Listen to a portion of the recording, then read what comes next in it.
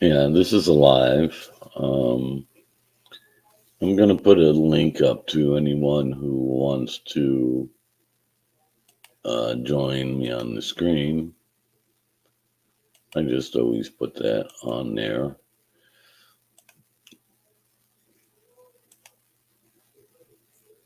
It's there, and I'll show it on the bottom. So if you click that link, you can come onto the screen with me. Okay. Anyway, I'm going to talk about corruption a little bit. And it's a story. I'm going to tell a story of what happened to me. And because people don't really, because when it doesn't happen to you, yeah, people don't actually, believe it. It's like, or it doesn't really affect them. But then they're worrying about, talking about Donald Trump and General Flynn and there's another guy, Roger Stone, and all these people who are getting lawfared that worked with Trump, and some people put in jail, the January Sixers. Well, I came very close to going to jail, but I'm going to use the word outsmarted them. I caught them in their deed, trying to set me up. And when that happened, they didn't want that on record at all. So they just said, hey, this guy's got nothing. We already destroyed his life. Let's just leave him alone. So I'm going to tell you a little bit of background about myself. I'm married 49 years. I have 4 kids and 8 grandchildren. I worked very hard my whole life, and I have absolutely nothing.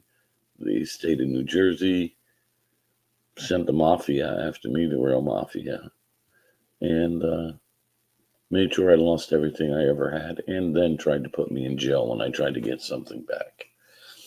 They fixed lost court cases. They had judges um,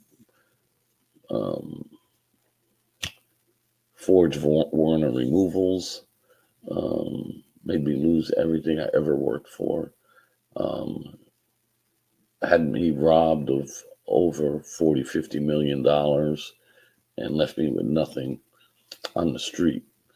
And there was nothing I could do about it because the Department of Community Affairs in New Jersey, the governor, that would be Governor Christie, and one of them, um, and the state OAG's office, the US AG's office, and the FBI are all in cahoots. They're all criminals. They're all laundering or covering up for the laundering the money. The courts fix the cases.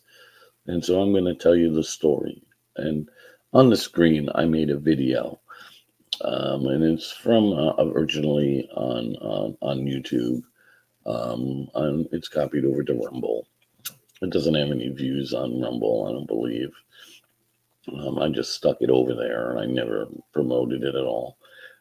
So I started out in the computer field. So I was, I started out in warehousing and stuff when I was a kid. And I became dipping by an instructor on mainframe computers in the 1980s. I was college accredited for Bergen Community College course. I think my course alone was like 6 or 7 credits. I can't remember exactly. Um, yeah, something like that. At any rate, I did that for a little bit. It wouldn't pay much, so for me, I moved to the shore area to move away from North Jersey, which I was from North Jersey. When I left the computer field, I wanted my own business, which was like always a kind of a dream of mine. And just so happened, it kind of fell into my lap. When I was young, my dad made me go to work with him, and he worked for a guy who put up Christmas lights for cities and towns. It's kind of a construction job, shopping centers too, and they have the outdoor big stuff, not not decorating Christmas trees. 70, 80, 100 pound units up on ladders and hanging them, giant wreaths and things like that. So I did that when I was a kid, and that's how I learned electrical. And actually, well, I worked for an electrical contractor too, who did um, some work too, and I knew electrical and I knew Christmas lighting, how to hang the rigging and stuff like that. So in 1987, I started a Christmas company, and I started as basically as a subcontractor for a fellow who had a line in New Jersey, was called Valley Decorating. And a lot of towns used, they buy the decorations from somebody, but you have to bid on that stuff. So I started as just basically an installer. I installed all the McDonald's in New Jersey that were corporate. They had an account with him. I installed Resorts Casino in Atlantic City. I installed, I don't know, maybe 20 towns, maybe a dozen shopping centers, put their lights up. After that first year, the guy that I was subcontracting and doing his work for didn't pay me, and all the money he owed me. He paid me some money, but he didn't pay me what he owed me.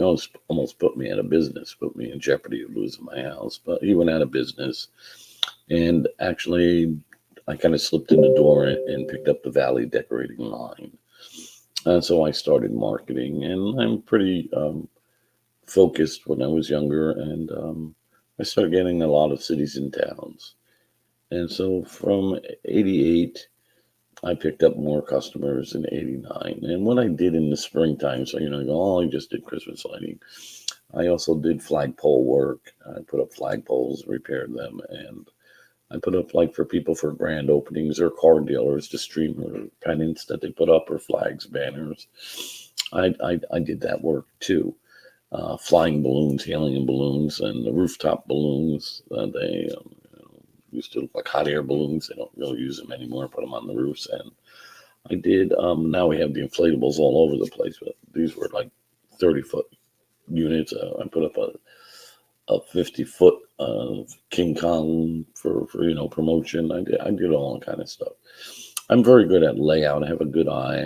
I had photography as a hobby when I was young. So in the Christmas business, I was very good at designing Christmas programs for downtowns. And since I was working in an office out of my house and I had rented a storage warehouse, I had a very kind of a low overhead because I was kind of a one-man operation. I did hire some part-timer helps for the holiday season when I needed them. But basically, I was a working boss. I started to get a lot of recognition in Englewood, New Jersey, and in 1989, I did Union Township, New Jersey, and they were on CBS News. Actually, had a segment on it, and I picked up so many towns, Union, and throughout northern New Jersey mostly, and but all over New Jersey. But then right around that time, something different was changing in New Jersey. And so, like in New Jersey, we always know this thing like the mob is involved in the garbage industry. Everybody kind of knows that. And so people always think, and Giuliani busted all of the Italians out of the mafia, supposedly, and John Gotti went to jail and all this crap that they broke the mafia down or something. No, they didn't. The mafia, they said, oh, they went legit and bought legit businesses and stuff. Yeah, they went into the money laundering business with government contracts. That's what they did. And so Christmas was one of the businesses that they were in. So this guy, Arnold Migliaccio, Illuminations by Arnold, he's probably dead by now. There was a company in the Newark area of New Jersey that was Italian. It was Perdeco. I believe that was the name of their company. So I'm giving the Italian names out. And then there's a guy, he's probably still in business around too. And probably Perdeco probably is too. I don't look at all. I haven't looked in years. This is like in the 1990 time frame. And there was a guy they put in business in 1990. John Verona from Verona Electric. He started a company called Christmas Spectacular, and their thing was to take over New Jersey. But I didn't really know why. I was a bit naive as I was young. And so what they did was New Jersey, because they want to launder money and steal tax money, the state, because they need to do that. And so the best guys to launder your money are mobster guys. So they were starting to set up what they called quasi municipalities. And it's kind of, they're like a volunteer fire department. They're part of the municipality, creates them, but they're like almost, they're not a separate entity. They're part of the municipality, but they're like a smaller entity. So they're entitled to tax dollars. So they would set up like a downtown area. They would block off 20 blocks and they would say, hey, this is a special improvement district, which is under the pedestrian law and JSA laws. We cordon it off and we're going to tax you. And you have to follow local public contract laws, which means, so in government contracts, if you have a company and you sell something that a government agency will buy, or a municipality, like Christmas lights or street signal lights, anything that they buy, toilet paper, they have to, after a certain amount of money, go out to quote, and then they have to go to bid, and then they go to sealed bid. So all of this. So what started happening is I picked up in the early 90s. First, I noticed at Christmas Spectacular that they spent about $1 million to put them in business. And it was something I noticed.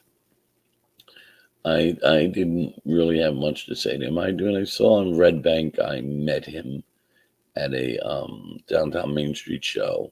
And I tried to be cordial and went over to try and introduce myself and say hello. He's a competition guy or whatever, to shake my hand. I put my hand out and he just looked at me. And, he had like a green Gumby suit on, like John Gotti, like shiny green, looked like fucking Gumby.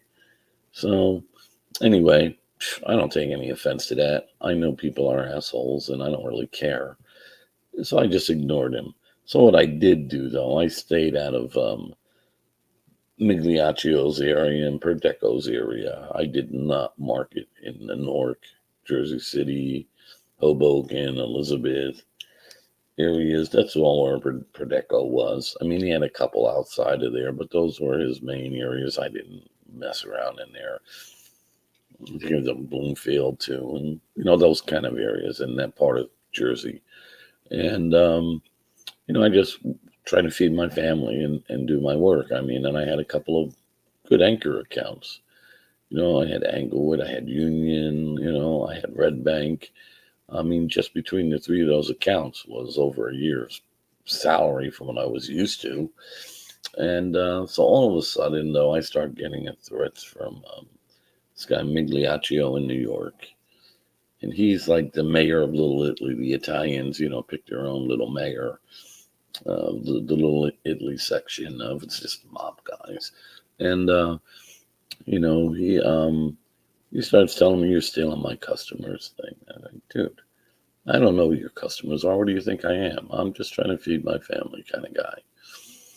And he's like, well, this and that. And he says, oh, work with me. I make you stronger. So I don't care, whatever. And he gives me a job, up in Newburgh, New York, $2,500. Makes me go there twice. Kind of accuses my guys of stealing his shit. And long story, I said, listen, Arnold, just leave me alone. I just want to feed my family. I don't want to be involved in any nonsense. It's just, I'm an honest guy. I don't do that. I don't want to play those games. And these guys are real guys. They're not make-believe guys. But all of a sudden, they start really hammering on me. And all of a sudden, they're telling me special improvement districts are separate entities. They're not part of a municipality. They're not a quasi-municipality. So instead of naming them pedestrian malls or in special improvement districts, they started calling them like the Downtown Revitalization Committee or some neighborhood preservation. They started naming them different things and opened up 501(c)(3)s. And then they would they would take the SIDs. They would also set up a SID, but they would run it under the 501(c)(3), in other words. So kind of what they would do is they would have the SID, which allowed them to attach tax dollars. So they would tax all the merchant landlords in that area, whatever they cordoned off for the downtown. So Actually, those guys are entitled to all that money back because they collected it illegally for the last 30 years. If you own property in any downtown that has a special improvement district in New Jersey, they collected that money illegally because they gave it to a 501c. So they collected the money under false pretense for a 501c and made it mandatory under a tax lien if you didn't send it in. And so, anyway, that's neither here nor there. That's just for anybody who owns properties in downtowns. They owe you like 30 years, or if you owned it for 30 years or so, they owe you 30 years of taxing you for the special improvement district because they did it illegally. But outside of that, so I'm getting these threats. So I'm like, what do I do with this stuff? So I know 92, it starts getting a little bit more serious. First, I'm like ignoring them. Then it starts to get to something got to be done about you threats. And if you know Italian talk, something got to be done about you is a little bit more serious. So I don't know what to do with this. So I can't go complain about the mob because they'll give me cement shoes and put me in the river. So what I do is I call a lawyer friend of mine and I just, I fix his computers for him. He's always had network problems and spam on his computer, like stuff, viruses and stuff. And so it was the early 90s, mid 90s. The kind of computer stuff's kind of new. So I fixes that work for him and stuff like that. So as talking to him, I said, his name was Larry. He's passed away now. I tell him what happened. He goes, no, there's special improvement districts. They have to take your quote. So what they were telling me was, we don't have to take your quote. We're a private entity. But they did have to take my quote. He says, well, what you got to do is you got to call Division of Local Government under Department of Community Affairs and ask them what's going on. So I do, and they send me a letter stating that they're rendering an opinion. The AG's office is rendering an opinion on whether they're a private entity or not. So here we are 30 years later, and there's no opinion being rendered. But 30 years later now, I also asked Division of Local Government, like, where's that opinion? I'm out of business a long time now, and then he says, well, we're not rendering no opinion on that. I got a letter from that. Then all of a sudden, my computer gets hacked. And they take that email out, but I have a copy of it. And so, anyway, that was from the director of Division of Local Government. So, an example of what they were doing, so you would know, like, I bid on a Christmas tree in New Brunswick, and it's in the 90s, and I bid it. I bid that deal like $50,000 or so.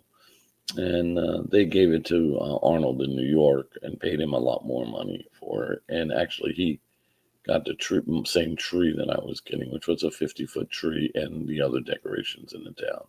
And then also Trenton, I bid $40,000 and designed a program for him and did some samples.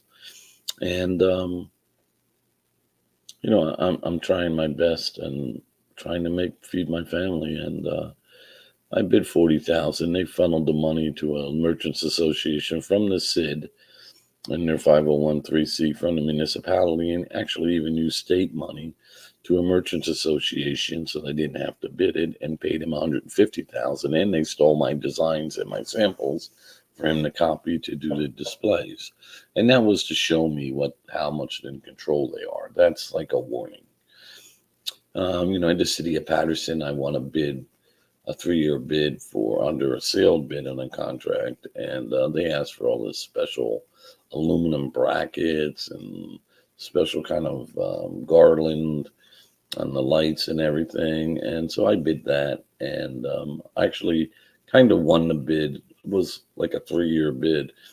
And so the first year I was higher, and then the second and third year I was lower, but overall the 3 years I was lower. But they decided to give it to this other guy from Philadelphia. It's another Italian guy, Sal Bonafino, another wacko.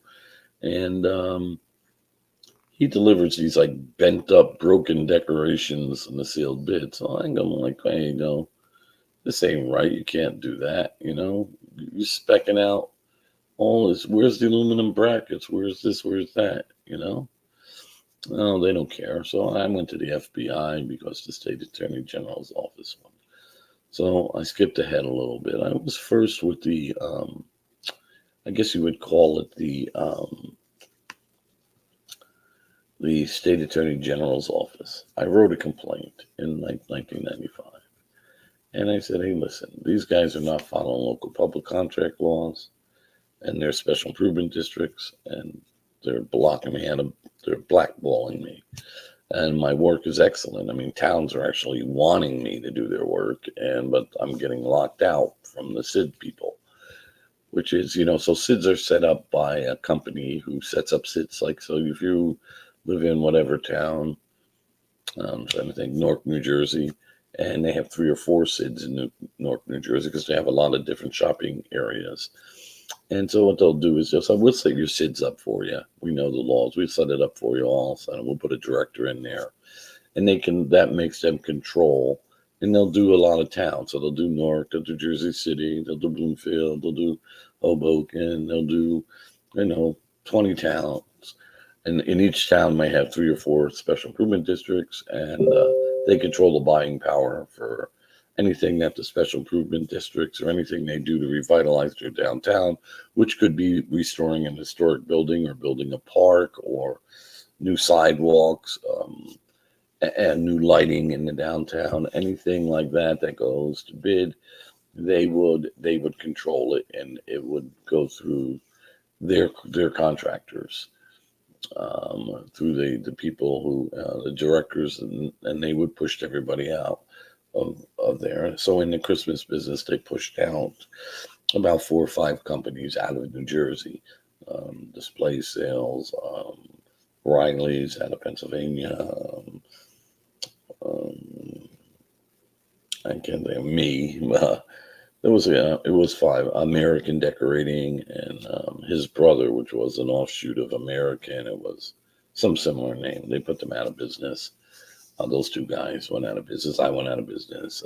Riley left New Jersey, and Display Sales was from, I think, out of state, was a mail order kind of a company. They didn't install decorations. I installed and everything. And so I put the complaint into, well, first, before I did the AG's office, the divisional government told me to send letters to all the prosecutors in the counties, and I had problems. And so I sent like 13 complaints about the SIDs not taking my bid, and that they were breaking local public contract laws. They weren't following them. And so they called the AG's office, which is the OAG, the New Jersey State Attorney General's office, and asked them what's up, which is what they would normally do, because they need to talk to divisional local government, like, what are these statutes? Like, we don't really know. So they lied, and they told them we're rendering an opinion on this. So they said, so I can't sue, I can't do anything. Oh, well, they're rendering an opinion. So they blocked me totally. So I have no way to, what's the word I'm looking for? No way to save myself, or no any recourse at all. I can't sue because it's under the AG's office for to have render an opinion on the statute, whether they have to follow the local public contracts laws. That was a complete lie. I have letters. You see this up on the screen? This one here, the SID municipality quote thing. We're sharing this screen. See these pages? If I go through this, let me just turn off the sound. If I go through this and let it play, you'll see all the letters. If it catches up with me, it doesn't want to catch up. Come on, catch up. I'm trying to show you. See, this is a letter from the Middlesex County Prosecutor's Office that just says, hey, they're rendering an opinion. That's what it tells you, and it's signed by, whatever his name is, the Middlesex County Prosecutor guy at the time. So the AG's office lied to all the counties, and they dismissed all my claims about the bidding, and that was that. And so then I was left with down to no real options left. So what I did was I went to the State Attorney General's office, filed a complaint there. They just buried it. They never gave me an answer. And I called them and called them and called them over years. And I mean, so I went through the 90s, and in 2006 or 7, I kind of gave up. So what I did was in 1996, I had an idea. How do I stay in business?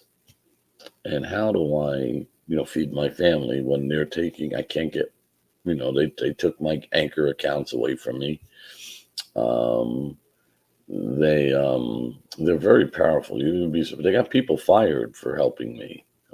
Even an assemblyman in Passaic County, Assemblyman Peter Eagler, he got because he helped me. Stood up for me. It's kind of sad what they do. They'll do anything to anybody. So, but some people are just not. They're not easily.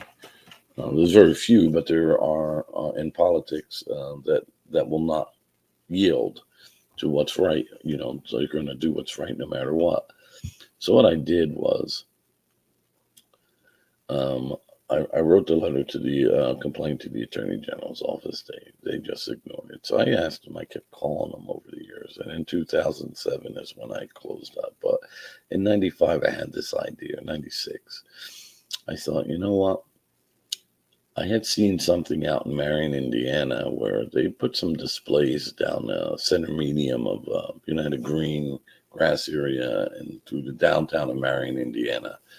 And they put a barrel at the end of it, and, for donations.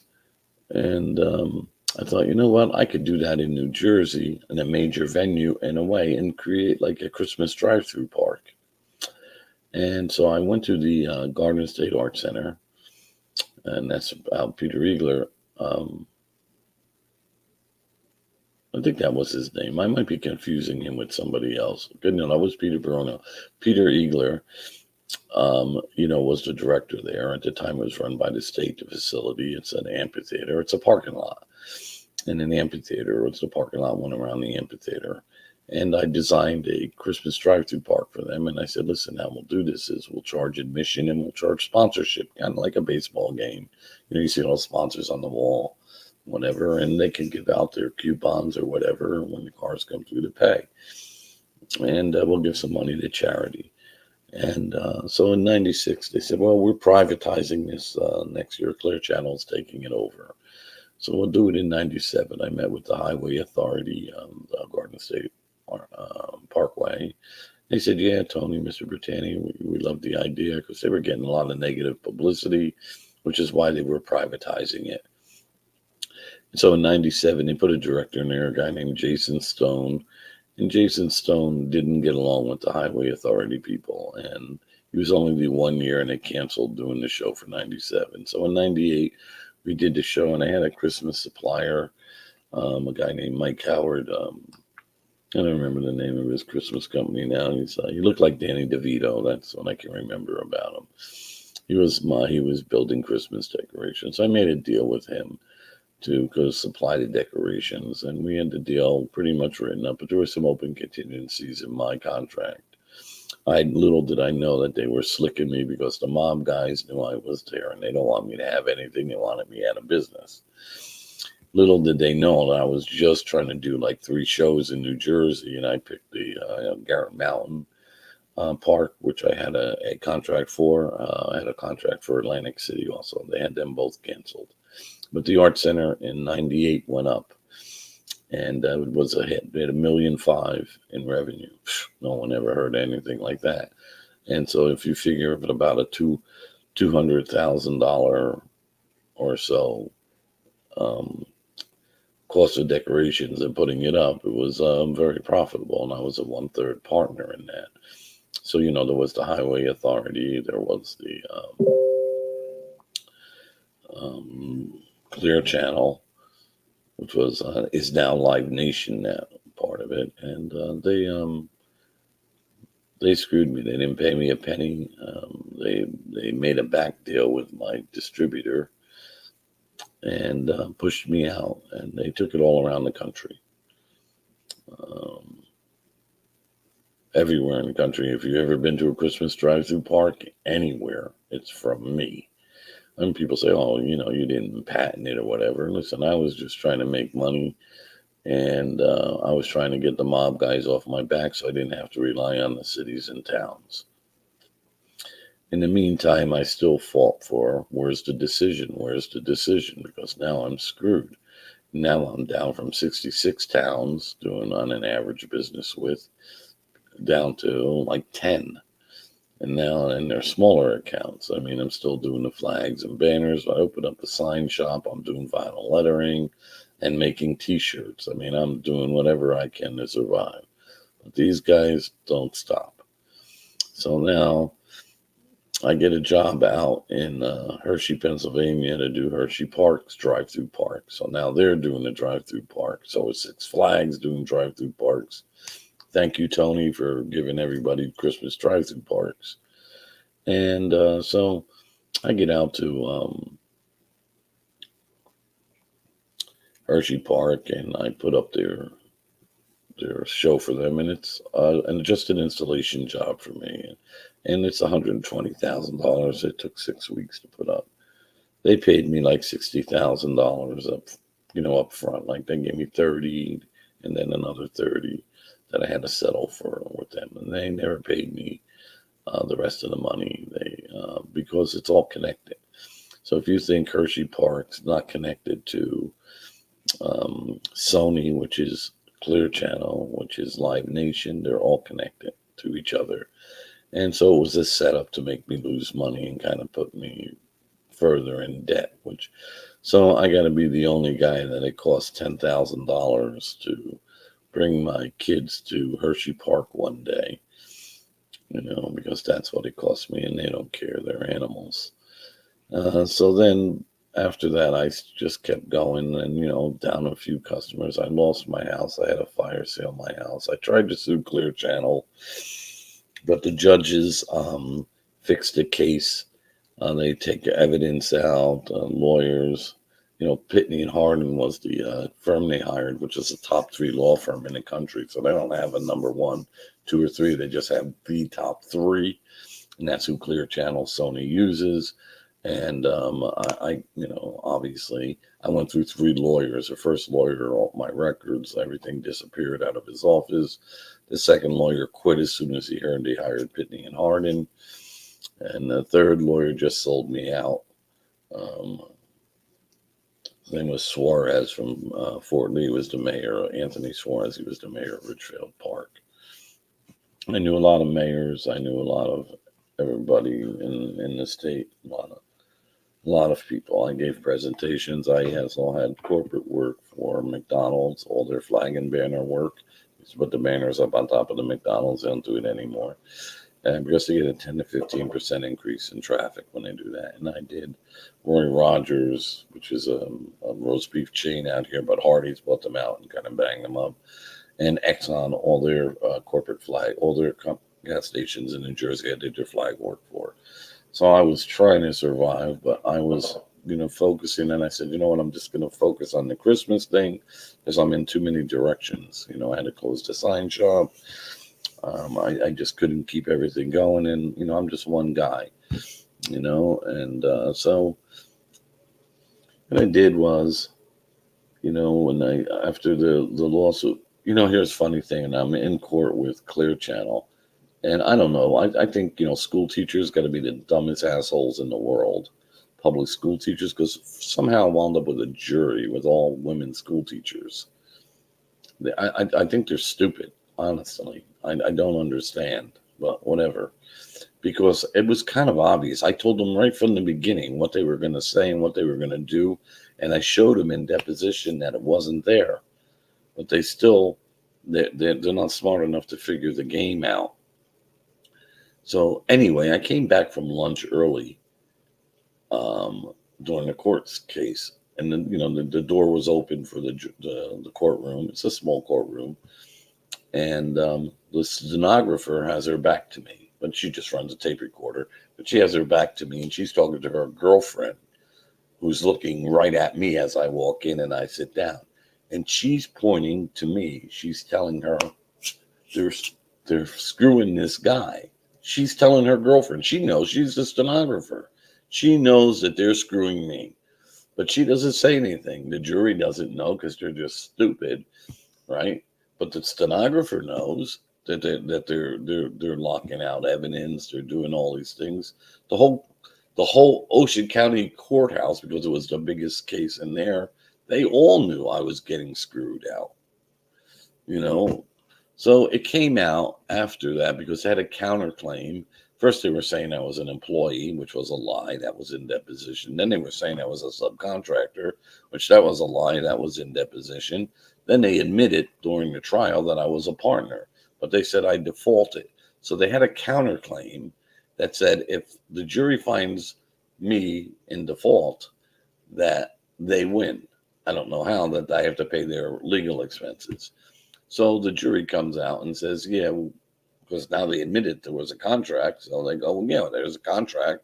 He's a one-third partner, but he must have done something wrong that they didn't pay him because they made it like they made up some story that I had to be escorted off the grounds by the security. But I knew the security had a security, and I went and got a recording from him and had it transcribed to say that, that they perjured themselves, that that's not really true, but that doesn't really matter in court. They wouldn't accept it, that they perjured themselves. The court never was removed from the grounds. So the jury found that I was in breach and I owed them $150,000, plus I lost all my decorations. And so then I stayed, after the Hershey Park thing, which was in 2007, they cut my pitman arm on my truck. Well, they firebombed my van too. A bomb went off in my van, like a fire bomb, and not like a bomb, like dynamite bomb, like the van filled up with flames. And it wasn't anything from my van, and it was in the back.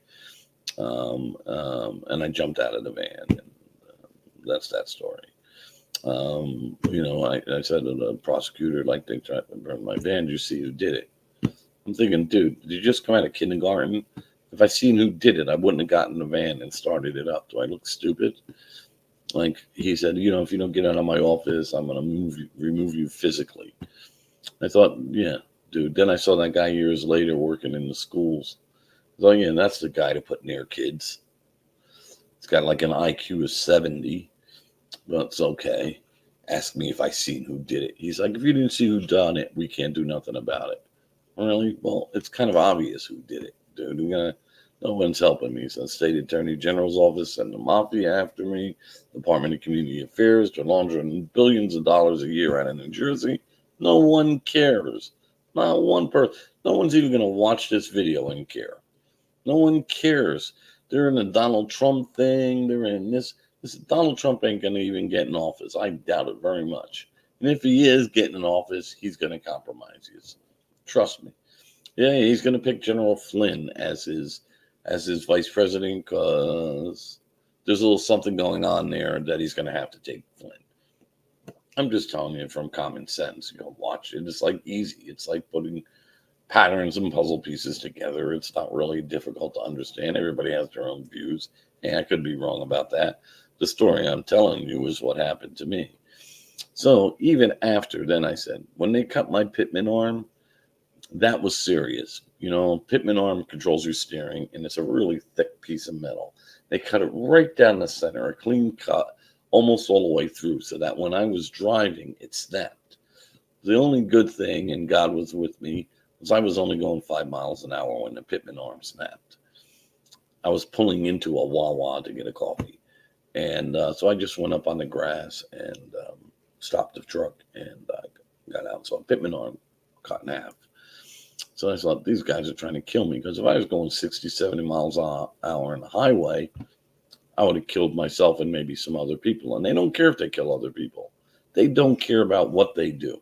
They care about their money and what they're stealing, and that's all that matters to them. They're all psychopaths. The woman who was the stenographer in the court case and knew I was getting screwed should have said something. Should have went to the superiors or whatever and said, listen, they're fucking with that case with that guy. They're screwing him. This is not right. But she didn't. She keeps her mouth shut. She wants her job and her pension. Same thing with a cop. When a cop sees a crime, say he arrests somebody and they're politically involved or whatever, and his chief goes to him, listen, let that go. Guess what he does? 99.9% of the time, the cop lets it go. He ignores the crime, whether he raped a woman, whatever it is. They ignore it. This country is so far gone. I feel bad. I mean, I tried so hard to be an honest guy, but nobody cares. Not one person. No one cares about my story. So, out of that, fire sale my house, renting, getting evicted with forged Warner removals, and still I don't give up. I'm still writing letters to the state. I'm still fighting. I'm not mentioning the mob guys, but eventually I do mention the mob guys to the Attorney General's office. I asked them for one thing because they're not answering me on my complaint. I have a CJ number. Well, give me an answer. Like you find it, send me a letter saying you investigated my claims and you don't see any criminal activity. Nope, they won't give me that letter. You know why? Because they're laundering billions of dollars in New Jersey. And no one cares. No one. No one in government. I went to my senator and I said, this is what they're doing. They're laundering money and this is how they're doing it. And here's the evidence. And I got the documented evidence. And he says, he says, oh, send me the packet, send the packet. And I call back saying, like, you get packet? His secretary says, oh, he's not allowed to look at criminal activity, like criminal stuff. Wait a minute. He's the senator. It's tax money. He's supposed to expose the corruption. Whistleblower thing, like, hey, look, I got this. Nope. They don't care. And this is the same way in every state. You think your state's different? You're wrong. They're all criminals. And so there's no way out of this. And so I got scrooged. And so here I am as a retired man now. Oh, I left out the car dealer business when they tried to put me in jail. So, remember I told you I did a lot of streamers and stuff and, for car dealers and flags and flagpoles. I made a lot of friends over 22 years, by the way, I was in business. And, I started hustling some cars because I had to close my business. After the Pittman arm, I gave away $500,000 worth of inventory. I gave it away to some other Christmas guy. I gave away everything I had. What accounts I had, I gave to another Christmas guy. I didn't have many left. I had like 5 or 6 accounts left that I had contracts on. I gave it to another guy. I just walked away. It's like, this is that. I got kids that are still in high school. I'm getting evicted everywhere. I'm like, this is, they're forging. I forged warrant of removal. I go to the prosecutor's office. 100% forged. No question about it. The prosecutor they have a table with all these prosecutors. That's me. I'm not going after a judge. I don't care. I'm not going after a judge. That's what he said to me. And everybody, all the other prosecutors in there looked and shrugged their shoulders. I don't know what to say. Their boss said no. The guy, the head prosecutor guy, said no. So they're not going after the judge. So the judge can, warrant of removal. Get out of the house in 2 hours. Not even going to court. Didn't go to landlord-tenant court or anything like that. I was a month behind in my rent. Just about a month. About a month. I was a month behind. Just about a month behind. But I had promised him in the week. I had started a job and I was just waiting. They held my check for 2 weeks. That's a stupid story. But anyway, it doesn't really matter. Then I got, I got evicted from another place. And I was like, this is crazy. And so I started hustling cars anyway. And then from there, I got a dealer license. And then from there, I knew a lot of people in the car business. I got a car lot. But I didn't have any more cash left. They broke me. I mean, I had to sell my house, fire sale my house. I mean, I was falling behind in the mortgage. They took everything from me, everything. And I mean, technically, I was making decent money. I'm not going to say the number because I don't want the IRS knocking on my door. I was making pretty good money. A little bit of money's cash, I'm not going to, make like I'm an angel guy, but I'm a pretty honest guy. And so I started this car business. I have a lot of cars. We would call them consignment cars, like other car dealer guys giving me cars, and I owe them the money for the car. So I don't pay them for the car until I sell the car. And when you do that, you're in a third party. So you're in a smaller margins. And so you need your own assets. So I figured, you know what? The state screwed me out of millions and millions of dollars, sent the mob after me, tried to have me killed. You know what? I'm just going to, you know, hold a little bit of sales tax money, borrow it, and use the sales tax money to create inventory. So I did that, and I did that for 3 years. And what I did was, well, I wound up with $100,000 worth of cars, but I owed sales tax $100,000. So, in other words, my thought pattern was, hey, you robbed me of everything. Frig you. I'm going to borrow this money, and if you come through the door, I'm going to sell all the cars and give you your money, right? Because I have it in cars. So, in assets. So that's what I did. But somebody, I don't know, because I get the head. I don't get the regular field agent. I get the head of sales tax comes into me and says, listen, you were auditing, you went on, whatever. So I said, okay. So I she said, got to put your numbers in and what you owe in sales tax. I have it all on spreadsheet. I know what I owe. So I start to do that, and we'll go on the computer. So I call her back. She was well, I'm forgetting her name right now. It's not important. And her and her supervisor, his name was Tony. I don't remember her name, but she's the head of sales tax in New Jersey. So I get the head supervisor person. I don't get the regional office guy. I get Trenton, the capital, from all the way from there. She come to get me. Like I owe like millions of dollars. So I owed them. I owed them $137,000 is what I owed them. And I had that more than that in cars. And so I say, listen, I'm trying to enter these numbers in and it's not taking them. You shut me off. Well, come back down and I want to talk to you. So she comes in and I say, listen, I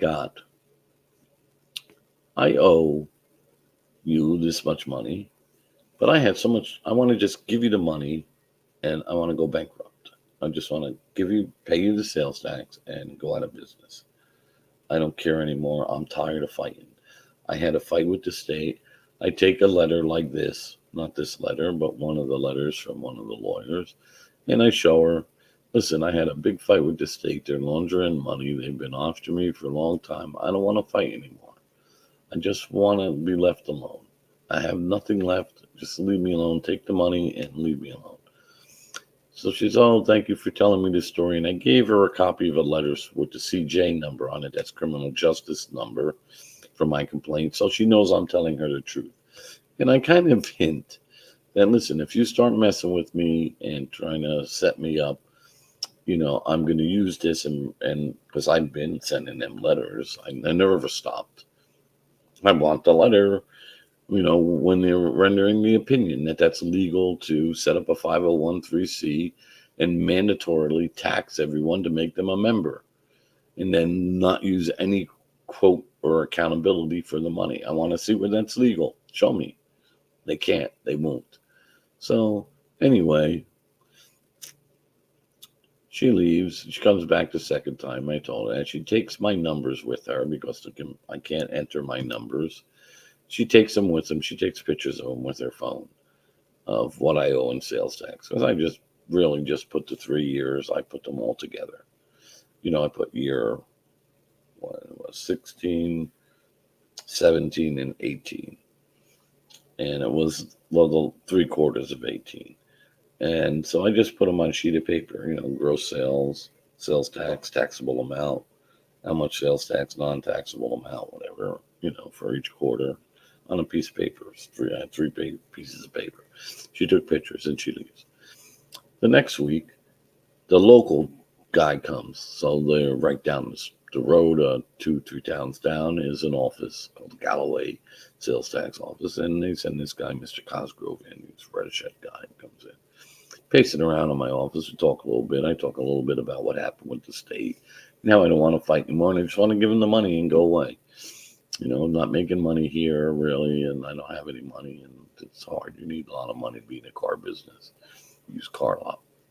You need better than $500,000 in cash. Way more than $500,000 nowadays. But there's just I didn't have it. And so, I was doing the consignment car, and there's less margins in them. That's all. And so, we're talking like that. And he leaves. Then he comes back the next week, pacing around, pacing around, pacing around. I'm like, what's going on? I don't, just nothing. He leaves again. Comes back the third week, and he says, listen, comes right up to my desk, looks right up to me. Says, Tony, you know what? We're not trying to put you out of business. That's not what we're here for in sales tax. We want to help you be in business. So what we want you to do, we have amnesty this year, which they did in 2018. He says, we want you to just start current. So the last quarter of 18, file that and continue current. Don't worry about the past stuff. Just forget about that. So that's what I do. So I go through the rest of 18. I'm like, I don't know, maybe I can do it. I can continue on going, but I'm not really making any money.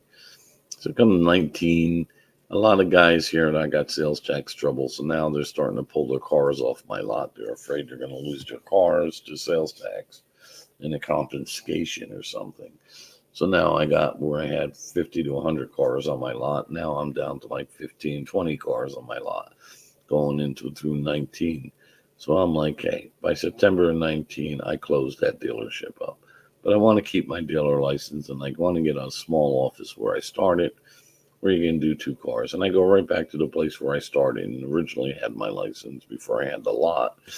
And I go, and I sign a lease, and I give them 2 months security, and I put on the internet and the telephone and all the requirements, safe in there and everything. And I applied in New Jersey for a transfer of my license to move to this place in September of 19. The lady comes in around October. She's like, oh, I don't know. We got to come back in November. Oh, we got to come back in December. Then in January, let's say about February time, I get a denial letter. We're not going to approve you there. Something with their fire systems. I don't know. There's 50 guys in there with their license, and they won't approve me. So in that time frame, I'm paying rent and everything. So you're looking September, October, November, December, January, and I'm into February. I'm like 6 months in and paying out money and not being able to do anything, not having a place to do business. So I kind of hustle out cars. I backdate some titles, and I get rid of cars because I need cash. So I'm dumping, the $150,000 worth of cars. I'm dumping them. And I'm wholesaling some of them. I'm doing, I need money and I don't have a place. Like I can't have customers coming in. So I'm mostly wholesaling them out. And so then I go, well, now finally they give me the denial letter. Right when I get the denial letter, I go over to another place that does that. And now we're going into 2020. We're in January of 2020, February. And I signed a lease with this guy, same thing, give him 2 months security deposit, put the internet in, put telephone in, get everything set, wait for the inspector. So every March is renewal for car dealers in New Jersey for their license. So I say, hey, listen, we're in COVID now, and they don't want to come out for inspections or whatever. So somehow by May, they approved me. So I went September, October, November, December, January, February, March, April, May. 9 months. No place to do business. Guess where my money is? Gone. Paying rent, paying, all these things. And then I have no place to really park cars. People are charging me rent to park cars. And so finally, I'm down to 5 cars. I saw the last car that I wanted to keep, which was a 1965 Cadillac Sedan DeVille. I wanted to, it needed to be painted. I had done the interior and all the other work to it. It just needed paint. So anyway, lost that car and gave it away so cheap. And now I'm down to, a couple of guys who'll give me cars. So that's in May. And so May, June, July, August comes. I'm like, this is crazy. Well, I left out in January, February, in May, when I got the license for the other place, and because during COVID, I get a letter from the collection agency for sales tax in New Jersey. It says you owe $100,000. So I know my number is 137. There's all zeros for all the years. And he's like, you got to put the numbers in the system. So I know this little trick of the state. I'm not going to put in fake numbers because then I'm committing fraud. They have my real numbers because I call him up and I say, dude, don't you have my numbers? She took them. And I wish I could remember her name, such an evil lady. And he says, no, they can't take your numbers. You got to put your numbers in. So I'm not going to put in the fake numbers. I'm not stupid. That's fraud. So I take my real numbers and I enter them in from the past. That would be 16, 17, in the first 3 quarters of 18. And I put them in. As soon as I put them in, the next week I get a bill from this collection agency who owed $350,000. I'm like, dude, I offered you guys, what are you doing? I called them up. I offered you the $137,000 back in 2018, and you told me you didn't want it. Then you send that guy Cosgrove in, and you tell him not to, for me not to file. So just like an obedient person, like when a cop tells you to pull over here, you just do it. So, this guy's like a cop to me. When he told me, some people say, oh, we didn't get it in writing. No, I didn't get it in writing. But I figured something out as time went on, and I'll get to that part. So now I'm like, what the hell? $300,000. This is crazy. I don't have $300,000. And I know what's going to happen. If you don't pay the sales tax, you go to jail. So I start calling people with sales tax problem who I knew hadn't passed, because I did work with car dealers for 22 years. I knew a lot of car dealers. I did a lot of flag and banner work for car dealers. And I, 3 or 4 guys I talked to, and they said, oh, they lie about everything. And they try and set you up for fraud. And they say you're lying about how much you sold the car for, and all kinds of stuff they do to you. So that's when I said, you know what? Don't play with me anymore. And then I was thinking about the guy Cosgrove pacing in my office. And then he came in and he said to me that day, don't do that. So I have no evidence he said that. So I thought about that. And I said, you know what? I got his card, his business card. I called up Mr. Cosgrove. Hey, Mr. Cosgrove, remember me? Well, of course he remembers me. Who else has a story that the state sent the mob after them in the FBI, which we won't get to the FBI yet? Sig the mafia on you to try and kill you, to put you out of business because they're laundering money, and you reported it. Everybody would remember me. They talked to me about that. So yeah, I remember you, Tony. You remember you came in and you told me not to file the past, just start current, and you're here to help me stay in business, and don't worry about any of the past, just start fresh. Yeah, Tony. I said, well, I don't know. I'm having some problem. I got this collection agent guy calling me, whatever. So I'll give you a call back. I'll take care of it. And the phone, hang up the phone. And of course, he doesn't call me back. But then my computer gets hacked, and I record phone calls. It's just a little thing that I do. So the recording disappears. I'm on the backup. So my Verizon Cloud disappeared. My Google Drive disappeared. Just the phone numbers, actually, not the pictures and stuff. Just the phone numbers and the documentation. My Gmail got hacked, and they took the last month of 1 month worth of inbox, and they took my sent files, only the ones that had the evidence in them about the special improvement districts. And my sent file, they wanted, I guess, to know the chain of the people that I sent it to, because I chained them out. That's kind of how I did it. So they knew everyone I sent evidence to, which were, the internet gurus, are, independent news guys. They're all full of shit. Every last one of them. None of them would even want to touch my story. And that would include General Flynn, who was also aware of it, by the way. But he had his own problems, which I can understand at that time. Because we're back in 18, 19, and 20. So, I close up the car business in September. I just turn in my license. They shut my license off, actually. And I wrote an abatement letter. They brought it down to $210,000. And so I'm like, what am I going to do? Now I lost a phone recording. They hacked me. I've lost some of the evidence. It occurred to me, that guy, Cosgrove, he didn't know what the game plan was. He just knew what they told him to come in and tell me, because he wouldn't have admitted it the first time. I guess they never thought Tony would be smart enough to call Mr. Cosgrove up again.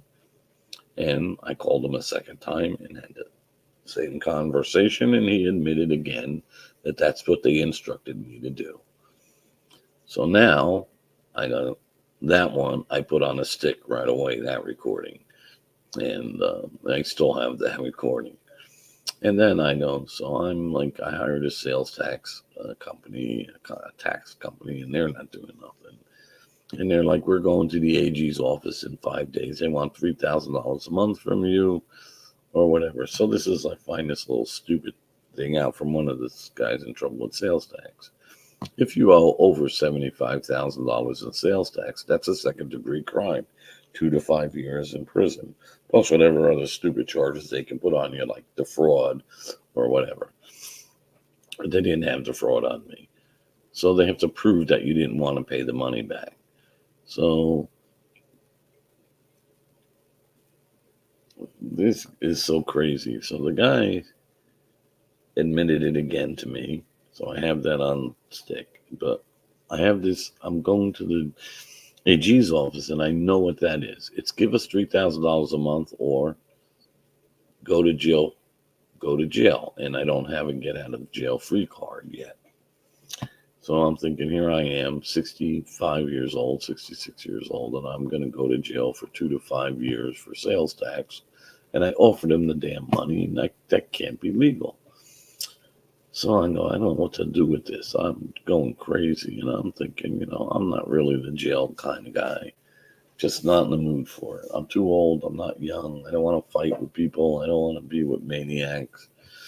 I just want to be left alone. So I said, you know what? I live in Weirtown. So let me go talk to my chief of police. Maybe he can give me some advice. They're trying to put me in jail for sales tax. I got this other thing going on with the SID thing, with the special improvement, the laundering the money, and it's obviously connected, because why would I get the lady from Trenton? And so I make an appointment with him. So he takes my name and information, a brief summary on the phone of what's going on. And I'm going to bring the documentation in, and I'm asking his advice. That's all I'm asking. I don't want to, have the charges pressed in the AG's office. They're covering it up. And I'm like, what am I going to do with this? So what I do is I go to the appointment with the chief. And I could tell right away when you're talking to somebody that they're not paying any attention to you. You can tell right off the bat. I'm really surprised third, fourth didn't come in tonight. That's why I really wanted to do this. But anyway, I go and I sit down, and he's not listening to me. And so then I say to him, because I'm putting documents in front of him, and he's like, oh, you're trying to use the SID thing to get out of paying the sales tax. I'm like, dude, didn't you hear anything I said? Like whatever. He's like, oh, listen, I have a psychologist in the other room waiting to talk to you.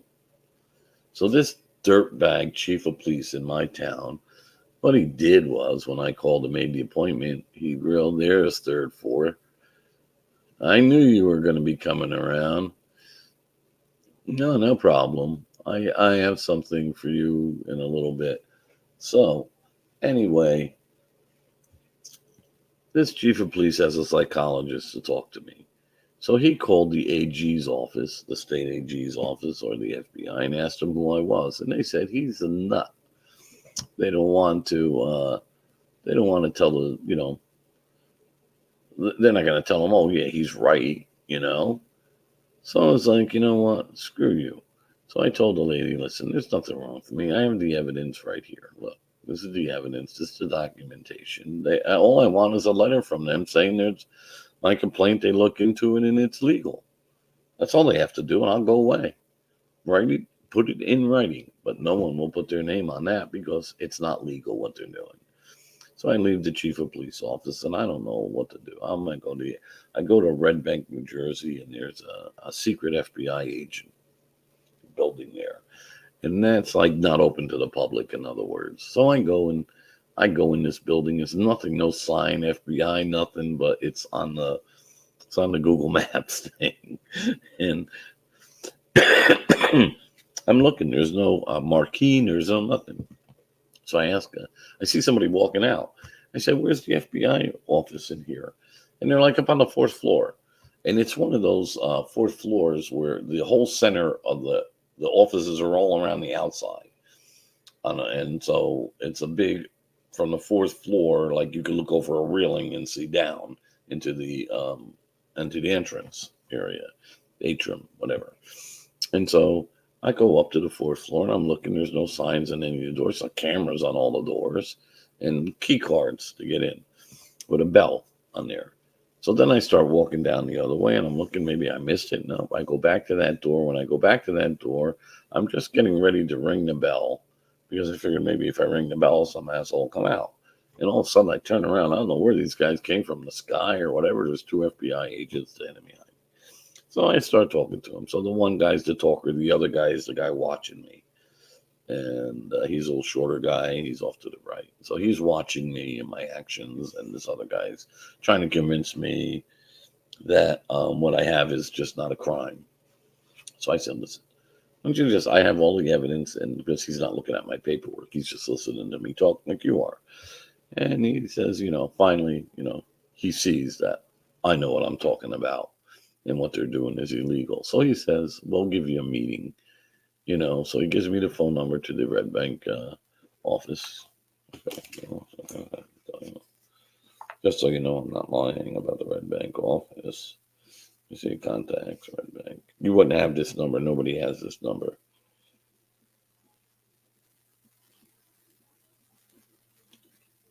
Wait, it's not coming up.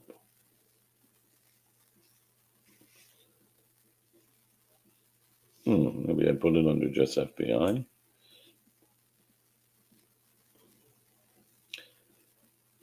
How the hell can that be out of my phone?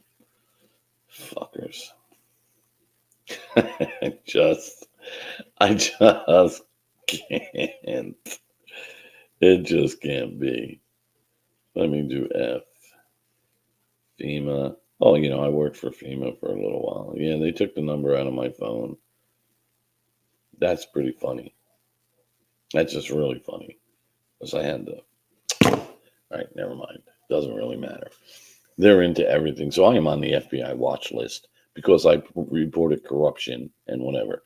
So they told me at Red Bank that first, before I have the meeting, I have to send all my documentation to Newark, the main office in New Jersey. So I sent it all, registered letter, and where's my meeting? No meeting. But they really took that number out of my phone. I can't effing believe that. So, at any rate, long story short, I don't know what to do. I'm going to jail for sales tax. These idiots want $210,000 from me. I don't have nothing. They want $3,000 a month. I don't have that to give them.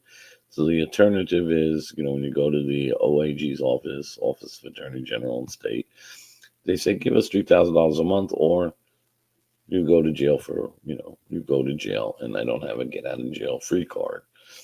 So I'm like 3 weeks away from this. And I'm thinking in my head, what? Because I tried this stupid I tried the FBI. I tried this guy here. I tried the U.S. Attorney General's office. I tried my senator. I tried my governor. I spoke to the lieutenant governor of New Jersey. I forget her name now because I'm not really interested in who these people are because they're all criminals. And so then I'm sitting here one day right at this desk and I'm saying, you know what? Let me try the Treasury Department. So I call the Treasury Department of New Jersey and I say, listen, this is what's going on. I offered them the money. They refused it. They waited 1.5 years. Then they said I owed them $300,000. They tried to get me to put fake numbers in. And they sent the guy in to tell me not to put the numbers in, not to just start fresh. So I'm like, hey, what the hell? You know, is that legal? So she says to me two things. After she listened very patiently, a very nice woman, she said, did they benefit from not taking the money from you and what they advised you? Yes, they benefited. They got a second degree crime because under $75,000. So if I would have given them the $137,000, even if there was some interest on it, it wouldn't have been 200. I mean, it would have been a misdemeanor. It's like nothing. They just put a little lien on me or something. It would have been nothing criminal. But over $75,000, yeah. So they never expected me to have money when they came in to see me. So I tried a little trick car dealer guys do because they don't want New Jersey to know how many cars they own. So when I buy a car from a car dealer or from the auction, they don't always flip it into my name. Like when the name of my company was Tiger Motors. So they don't always flip it in your name. They'll just reassign it on the back. Now I can take that when I get that title down to motor vehicle and flip it into Tiger Motors for $10. But if I don't flip it into Tiger Motors, I have the reassignment, which is legal. The signing on the back, they signed it over to me, the title, but it doesn't show up in my inventory to the state of New Jersey Department of Motor Vehicles. They don't know I have the car. So I have 50 cars. They don't know that I have 50 cars. So when they came in originally and said, hey, we're from sales tax or whatever, and when I offered them the money, they said, no, we don't want the money, because they didn't think I had any money because I only had about 10 cars flipped into my name. They didn't think I had any cars. So they thought, he don't have no money. He don't have any cars. And so, they refused the money. Then they were all like nervous. And that's why they sent that idiot in, told me, oh, don't file. They didn't know what to do because I had the money. I had the money I owed them. So they're not allowed to. So anybody, if the IRS comes to you or sales tax or whatever in America, because I know third floor is over in New Zealand, a beautiful land over there, one of the Five countries, and and they're not allowed to refuse. If you offer them $10, they have to take it. So I offered them $137,000, and they said no, that's illegal. They can't do that. That's like setting. They're not allowed to refuse payment from you. Number two, they can't misadvise you if they're going to benefit, meaning they upgraded the crime by entrapping me into a higher crime and money by telling me not to file, instructing me not to file the old taxes. So that's what she told me. She asked me that. Then she gave me the intake. She wanted me to file a complaint against sales tax. So I call intake. They don't call me back, but I get a phone call from the Southern Regional Director of Sales Tax in New Jersey and the Galloway office, which is the local office to me, which is a couple towns away, and the supervisor of that Galloway office, and the agent, I guess they put in charge of me there. Cindy Kozak was her name. I couldn't remember the criminal lady's name. Cindy Kozak, supervisor of New Jersey sales tax in Trenton. So here I am. Like, what do I do? Right? So now I got intake. But I got them on the phone and they're like, hey, listen, this is what we're going to do. We're just going to leave you alone, like passive collection. So if you come into some money, inheritance or something, we're going to take the money. I said, listen, it's not going to work for me, but whatever. I'm thinking I'm out of the jail thing. That's my get out of jail free card. Now they don't know what to do because if they go to court, I'm going to blurt it out. I got the tape recording of them telling me not to file, and they refused the money, which they admitted to, that they refused $137,000 from me. So now I can't go to court. So I get this nitwit on the phone. And I don't pay any taxes anymore because I don't make enough where I would be getting money back because I'm only on Social Security. So I don't pay tax. I don't file income tax anymore. Fuck them, because they're just going to keep it anyway for the sales tax thing. So it doesn't really matter to me. And I'm not getting any inheritance or anything. And I'm certainly not going to win the lottery because I don't play it because I don't have enough money to play the lottery. So anyway, To shorten and finish this grand finale story up, here's what happens.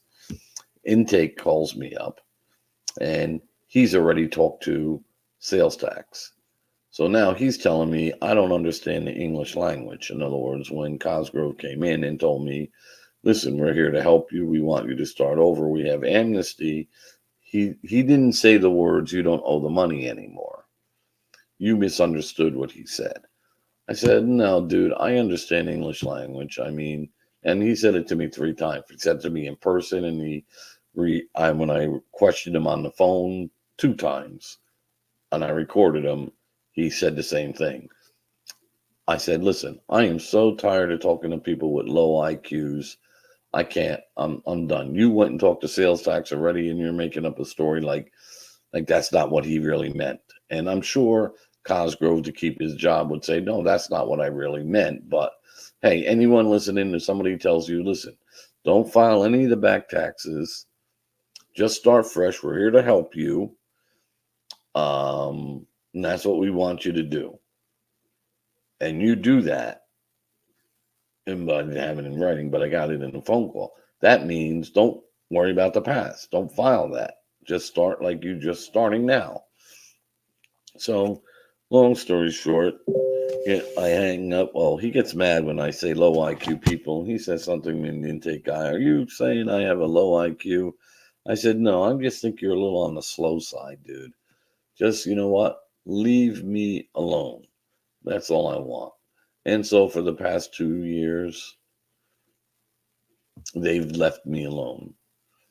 They haven't bothered me. Although I still owe them $210,000, which they're probably putting interest on, which they're never ever going to get from me because I don't have it, and I'm 69 years old almost, and I doubt very much I'm going to be around for another year or two. I mean, I don't know. Maybe I'll make it to 75. I doubt it. You know, I certainly, I the way the world's going, I don't think anyone's going to make it much longer, or at least 70% of the people, according to the Darley report, Deagle report. I'm sorry, the Deagle report to the DoD, Department of Defense, and they estimated the population of the United States to be 99.5 million in 2025, which is only 6 to 7 months away.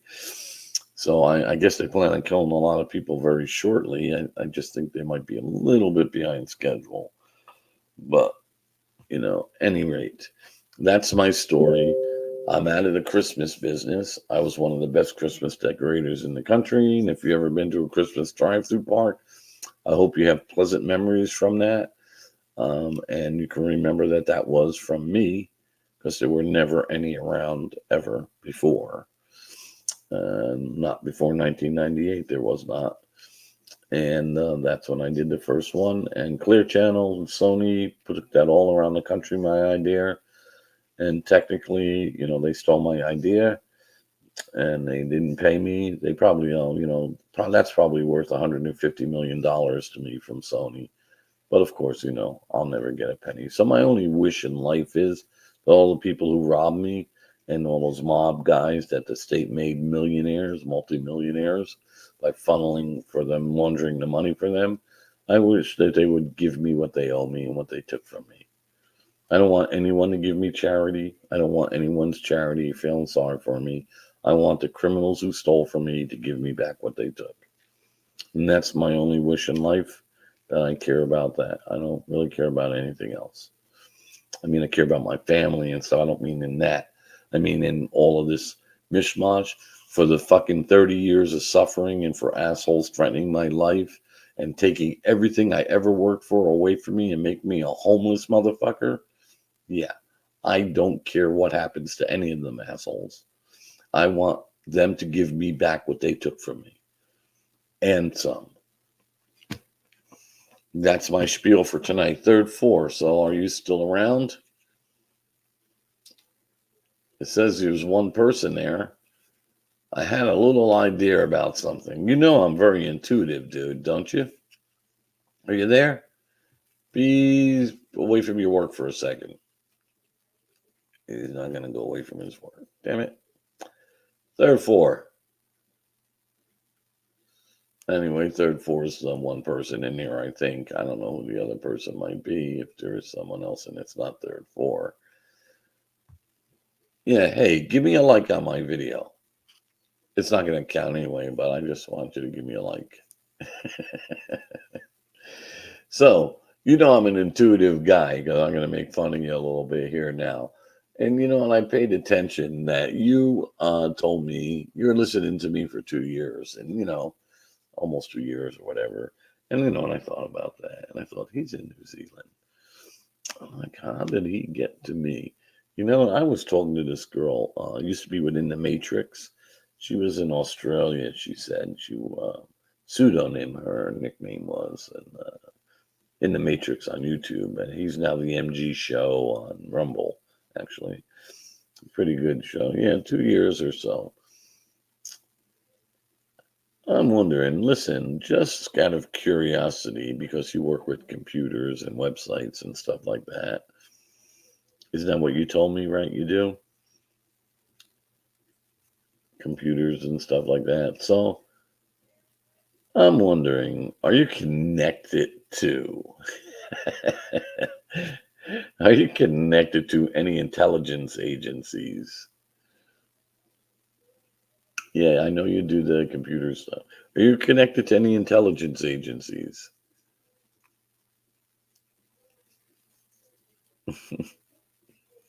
Because I've been just having a lot of a terrible time with life with stupid stuff, like somebody's watching me or something, or I'm getting overly paranoid. No, you're not. Okay, I don't know. You know what? That was a thought that kind of drizzled into my head. I said, wait a minute, this guy's in New Zealand, and happens that because I don't even get people from here, from in America watching me. You're like my number one fan. I watched some of your videos too. I didn't get to tell you last time. I watched some of your stuff. So it's okay. I see your style. You're better at when you're on screen and you're interviewing someone or you're talking, and you do pretty good at that. I've been getting a little bit more views lately, if you look at my views now. I mean, this only has one view, but I've been getting, some more views. I got one, it's like 3 days old, got 800 views. Yeah, I get like 1 or 2 views on. Yeah, YouTube has me censored blocked. Yes. I got rid of one of the strikes. I still have one on there. It goes off in June, I think. But I don't even know when I got those strikes for. Really, they said, when we were talking that night, they gave me a strike. When we were talking about strikes, they gave me a strike for talking about medical, which I don't remember us really talking too much about medical. Yeah, I had two. I got 2 strikes, and then they took one off April 15th. It went away, and the other one comes off in June. But they stopped me from posting for a couple of weeks or a month or something. But now, so I have a video on Rumble, which is kind of funny. Here, I'll show you. Like, this is kind of just funny. I mean, I gotta just. How do I do this? I can just go here like this. My content. So this is a new video. It's only got 3 views, but this is 3 day 4. Well, now it's 4 days old because we're over 12 o'clock at night here. So this has 820 views and 475 unique views. This has 565. Oh wait, I didn't click the tab, view tab. So if you see, this is, I just put this up an hour ago, but I usually share them a little. This has 820. Are they poisoning us? How can we see the truth? Part 2 has 555, 482, 949, 476, 654, 347, 404, 751. So, There's a YouTube sucks. Only got 22 views. I'm kind of curious. 565, 540. This one's over 1,000. This one's at 1,400. The immigration one, 571. So I've been doing a little bit better, and I'm, over there. I'm not looking. I should just change screens over so I don't have to. I can look at both screens. I have two screens, and you think I would use them? Well, it's not heaps of you. Yeah, but I mean, I'm doing better. I mean, heaps of view. I mean, I was looking at somebody had a view today, something like they had the views, something they had something like 1.5 million views. This which is what I made the video about. Was unusual. So this is you can see this, right? So watch if I go to YouTube, right? And I'm going to go to YouTube. You got to just give me a second to get there. And so I'm going to show you the same exact videos on YouTube. So those are lives over there. This is us live now. It's actually on. I'm sorry. Are they poisoning us? 2 views 4 days ago. Wait, let me click this tab. Oh, it clicked it on. I didn't want to click it on. I just wanted to show you. Do you see the tab now? View tab in Streamyard. So you see here, this is the same. Are they poisoning us? 2 views. Look at this. This is the part 2. 4 views. The part 1. 4 views. So remember back on Rumble. I don't know if you've seen those. So on Rumble, if I share this tab for Rumble, where the hell is? Why is it telling me to sign in on Rumble? That's so stupid. I'm signed into Rumble. Why would it sign in? I gotta sign in. Are you serious? Goofballs. So my content, so those same 2 videos. Oh, that's because I was over here on Rumble. Oh, okay, doesn't matter. So are they poisoning us?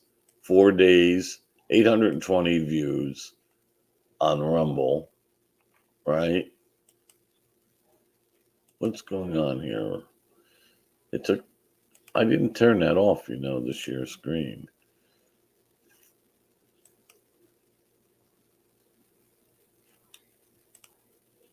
That's so weird. So here is 800, and it should be on there. I'm just going to check. Yeah, it's this one I just put up like an hour ago. But this one here is 844, and this one's, at 404, whatever, right? That way, I go all the way to the top, is 820, 555, 482. So compare them to YouTube, right? 2, 4, 4 views, 6 views, 4 views, 8 views, 9 views. CDC, look, three fucking views. Where's the CDC one here? CDC. I have 571. I mean, here, illegal immigration, 14 views. That one has 1,400 views on Rumble. And YouTube, is got me, they're censoring me like crazy. I reckon, well, you know what it is? I self-promote myself a little bit. So what I do is I go through groups. Like when I make a video, I go through the groups on True Social, because that's the only social media I'll really share anything on. I won't do it on Facebook anymore because I'm doing a touchy subjects, and I have like some stuff on Jewish people, and I'm not making any anti-Semitic remarks, But Jewish people are kind of funny. They take it like you're anti-Semitic, which I'm not. I really don't mind. I like Jewish people. I don't care. I don't like what's going on in the Middle East right now. I think they're handling it wrong. I think it's just going to make more problems, the way they're handling it. I don't see a good outcome for them. But that's in me actually worrying about what they're doing and what's going to be happening in the world. Cookies. I love these little cookies. They got chocolate in the middle. They're Keeblers. Well, Third Forge, good to see you tonight. I was hoping you came in. I came on to do a live specifically to say hello to you. So I figured I'd tell my story of how I got scrooged. I don't know if you ever saw the movie Scrooge with Bill Murphy in it. Bill Murray.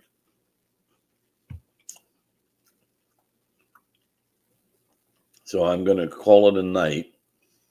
It's good to see you. Thanks for coming in. And I will talk to you soon.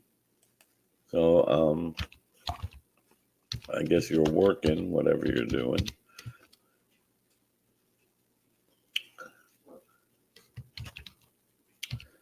And thank you for coming in.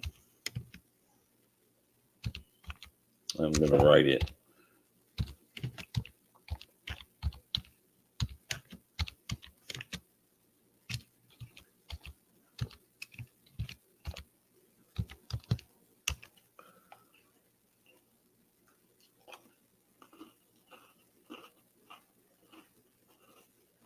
I'm signing off, dude. Take care.